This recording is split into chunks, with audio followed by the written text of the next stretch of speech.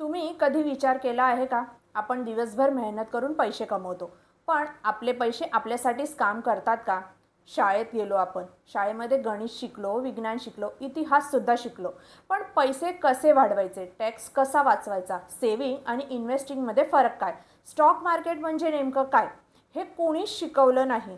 म्हणून आजच्या व्हिडिओमध्ये आपण फायनान्स मास्टरीमधल्या 4 खूप महत्त्वाच्या स्किलबद्दल बोलणार आहोत. तुम्ही जर स्टुडंट असाल, हाऊसवाईफ असाल किंवा जॉब पर्सन असाल किंवा तुमचा बिझनेस करत असाल तर हा व्हिडिओ शेवटपर्यंत नक्की बघा. नमस्कार, मी मेघा वाणी. ह्या चॅनलवर आपण अशा हाय इन्कम स्किल, डिजिटल स्किल आणि फ्युचर स्किलबद्दल सोप्या भाषेमध्ये माहिती देतो. आणि आज मी फायनान्स मास्टरीमधल्या अशा स्किलबद्दल बोलणार आहे ज्या मी स्वतः शिकत आहे, ज्या प्रत्येक व्यक्तीला आयुष्यात किमान एकदा तरी शिकायलाच हव्यात. कारण पैसे कमवणं महत्त्वाचं आहे, पण त्याहूनही महत्त्वाचं म्हणजे पैसे योग्य पद्धतीने वापरणं आणि वाढवणं. चला तर मग सुरुवात करूया. सर्वात पहिलं स्किल आहे स्टॉक मार्केट मास्टरी बिगिनर. आज अनेक लोक स्टॉक मार्केटचं नाव ऐकताच घाबरतात. काही लोक म्हणतात हे खूप रिस्की आहे, काही म्हणतात हे फक्त श्रीमंत लोकांसाठी आहे. पण खरंच तसं आहे का नाही? स्टॉक मार्केट म्हणजे गेम्बलिंग नाही. जर योग्य नॉलेज असेल तर हा फायनान्शियली एज्युकेशनचा एक महत्त्वाचा भाग आहे.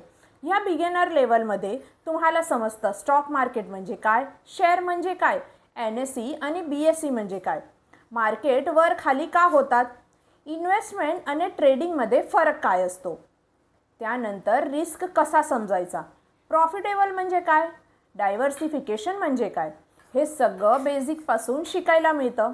हे स्किल महत्त्वाचे का आहेत? कारण आजच्या काळात महागाई सतत वाढत आहे. जर पैसे फक्त सेव्हिंग अकाउंटमध्ये ठेवले तर त्यांची व्हॅल्यू हळूहळू कमी होऊ शकते. म्हणून फायनान्शियली लिटरसी ही खूप महत्त्वाची आहे. हे कोण शिकू शकतात? स्टुडंट. लहान वयात फायनान्शियली नॉलेज मिळालं तर पुढे जाऊन फायदेशीर होतं. हाऊसवाईफसाठी घरातला बजेट समजून इन्व्हेस्टमेंटबद्दल बेसिक माहिती मिळते. त्यानंतर जॉब पर्सन, सॅलरी तर येते पण ती योग्य पद्धतीने इन्व्हेस्ट कशी करायची हे समजतं. त्यानंतर आहे बिझनेस ऑनर्स. बिझनेसमधला प्रॉफिट योग्य ठिकाणी वापरता येतो. त्यानंतर आहे फ्रीलॅन्सर. फ्रीलॅन्सिंगमध्ये तर अनियमित इन्कम असली तरी फायनान्शियली प्लॅनिंग करता येतो. लक्षात ठेवण्यासारखी गोष्ट ही आहे की स्टॉक मार्केट शिकणं म्हणजे लगेच पैसे इन्व्हेस्ट करणं नाही. सर्वात आधी नॉलेज घेणं, त्यानंतर प्लॅनिंग करणं आणि मग डिसिजन. फायनान्समध्ये घाईपेक्षा समज महत्त्वाची असते. ह्याच कारणामुळे बिगिनर लेवल प्रत्येकासाठी खूप उपयोगीचे आहे. पुढच्या भागात आपण स्टॉक मार्केटमधले ॲडव्हान्सबद्दल सविस्तर बोलणार आहोत. आता आपण बोलूया स्टॉक मार्केट ॲडव्हान्सबद्दल. जर बिगिनर लेवलमध्ये आपण स्टॉक मार्केट समजून घेतला तर ॲडव्हान्स लेवलमध्ये आपण त्याला शिकतो स्मार्ट इन्व्हेस्टर कसं बनायचं. कारण फक्त शेअर विकत घेणं म्हणजे इन्व्हेस्टिंग नाही. योग्य कंपनी कशी निवडायची, रिस्क कसा कमी करायचा, लाँग टर्म वेल्थ कसं तयार करायचं, हे जास्त महत्त्वाचं असतं. ॲडव्हान्स लेवलमध्ये काय समजतं? Company analysis. कंपनी खरंच चांगली आहे का, तिचा बिझनेस मॉडेल काय आहे, भविष्यात कंपनी ग्रो होण्याची शक्यता किती आहे. त्यानंतर आहे फंडामेंटल ॲनालिसिस. कंपनीचा profit, revenue, debt, financial report हे कसं समजायचं. त्यानंतर आहे टेक्निकल ॲनालिसिस चार्ट, हे कसे वाचायचे. मार्केट ट्रेंड कसा समजायचा. एंट्री आणि एक्झिट प्लॅनिंग म्हणजे काय. रिस्क मॅनेजमेंट, सगळे पैसे एकाच ठिकाणी इन्व्हेस्ट का करू नये, लॉस कमी कसा ठेवायचा, इमोशनल डिसिजन टाळून प्लॅनिंग ही कशी करायची. हे स्किल महत्त्वाचं का आहे? आज सोशल मीडियावर रोज कोणीतरी सांगतंय की हा कंपनीचा शेअर घ्या, पण हे मल्टीपेगर आहेत. पण दुसऱ्यांचं ऐकून डिसिजन घेण्यापेक्षा स्वतःचे ॲनालिसिस करता आलं तर डिसिजन जास्त स्ट्रॉंग होतो. म्हणून नॉलेज हेच सर्वात मोठं इन्व्हेस्टमेंट आहे. हे कोण शिकू शकतं? स्टुडंट. फायनान्शियल एज्युकेशन लवकर सुरू करता येतं. हाऊसवाईफ, घरच्या सेव्हिंगबद्दल जास्त समज वाटते. सॅलरी एम्प्लॉय, लाँग टर्म वेल्थमध्ये प्लॅनिंग करता येतं. बिझनेस ऑनर, एक्स्ट्रा फंड योग्य ठिकाणी वापरता येतो. फ्रीलॅन्सर, इन्कमचं प्लॅनिंग करता येतं. आता लक्षात ठेवण्यासारखी गोष्ट ही आहे की स्टॉक मार्केट म्हणजे सक्सेस एकाच दिवसात मिळत नाही. त्याच्यामध्ये पेशन्स, नॉलेज, प्लॅनिंग आणि महत्त्वाचं डिसिप्लिन, या 4 गोष्टी सर्वात जास्त महत्त्वाचं आहे. फायनान्समध्ये शॉर्टकट नसतो, योग्य लर्निंग असते. आता आपण अशा स्किलबद्दल बोलणार आहोत जी जवळपास प्रत्येक कमावणाऱ्या व्यक्तीसाठी महत्त्वाची आहे. Mastering your tax. टॅक्स हा शब्द ऐकताच अनेकांना वाटतं हा विषय खूप कठीण आहे. CA लोकांचं काम आहे किंवा बिझनेस करणाऱ्यांना टॅक्स समजायलाच हवा.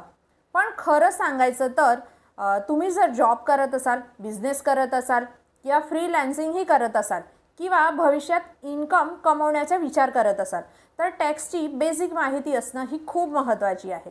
ह्या स्किलमध्ये काय समजतं? टॅक्स म्हणजे काय? इन्कम टॅक्स कसा काम करतो? टॅक्स प्लॅनिंग म्हणजे काय? फायदेशीर मार्गाने टॅक्स प्लॅनिंग कशी करता येते? त्यानंतर कोणती डॉक्युमेंट महत्त्वाची असतात?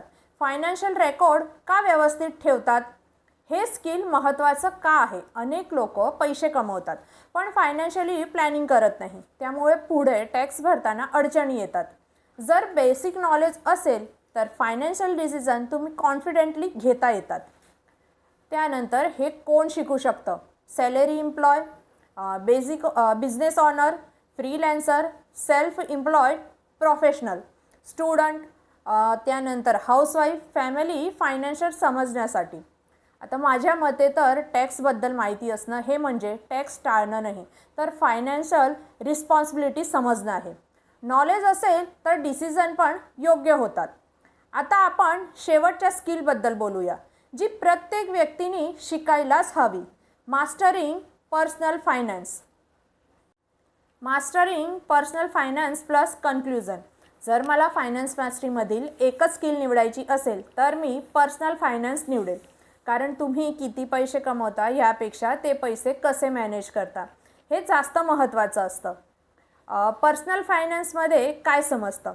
Budget planning, saving habits, emergency fund, financially goal setting, money management. त्यानंतर स्मार्टली पैसे मॅनेज करायचे, लाँग टर्म फायनान्शियली प्लॅनिंग. हे स्किल महत्त्वाचे का आहेत? समजा एखादी व्यक्ती महिन्याला 30,000 कमवते आणि दुसरी व्यक्ती 1,00,000 कमवते. दोघांकडे महिन्याच्या शेवटी सेविंगच नाही तर इन्कम जास्त असूनही फायनान्शियली फ्रीडम मिळत नाही. म्हणून पर्सनल फायनान्स म्हणजे कमाईपेक्षा योग्य प्लॅनिंग. हे कोण शिकू शकतं? हाऊसवाईफ, घरच्या बजेट व्यवस्थित मॅनेज करण्यासाठी. स्टुडंट, लहानपणापासून फायनान्स डिसिप्लिनसाठी. जॉब पर्सन, सॅलरी प्लॅनिंगसाठी. फ्रीलॅन्सर, ते इन्कम मॅनेज करण्यासाठी. बिझनेस ऑनर, बिझनेस आणि पर्सनल फायनान्स वेगवेगळं ठेवण्यासाठी. फायनान्स मास्टरीमधून मला काय समजलं? पैसे कमवणं हे एक स्किल आहे पण पैसे टिकवणं आणि त्याला वाढवणं हे योग्य ठिकाणी वापरणे ही त्याहूनही मोठी स्किल आहे. आजच्या काळात फायनान्शियली लिटरसी ही लक्झरियस नाही तर ती गरज आहे. कन्क्लुजन. फायनान्स मास्टरीमध्ये असलेले हे 4 विषय: स्टॉक मार्केट बिगिनर, त्यानंतर स्टॉक मार्केट ॲडव्हान्स, त्यानंतर आहे mastering your tax, mastering personal finance. हे फक्त इन्व्हेस्टरसाठी नाही आहेत तर प्रत्येक व्यक्तीसाठी आहेत. कारण त्याच्यासाठी फायनान्शियल डिसिजन आपण रोज घेत असतो. म्हणून फायनान्शियल नॉलेज असणं आपल्या आयुष्यभरासाठी उपयोगी पडतं. शेवटची एक महत्त्वाची गोष्ट, फायनान्स स्किल शिकणं म्हणजे फक्त पैसे कमवणं नाही तर पैशांबाबत योग्य निर्णय घेणं शिकणं आहे. आज आपण फायनान्स मास्टरीमधल्या 4 महत्त्वाच्या स्किल समजून घेतल्या. मला आशा आहे की हा व्हिडिओ तुम्हाला नक्की उपयोगी पडला असेल. जर तुम्हाला फायनान्स स्किलबद्दल आणखी सविस्तर माहिती हवी असेल तर कमेंटमध्ये फायनान्स असं लिहा. मी तुम्हाला पुढची माहिती लगेच पाठवेल. व्हिडिओ आवडला असेल तर लाईक करा, शेअर करा आणि चॅनलला सबस्क्राईब करायला विसरू नका. पुन्हा भेटू एका नवीन व्हॅल्यू बेस्ड व्हिडिओमध्ये. धन्यवाद.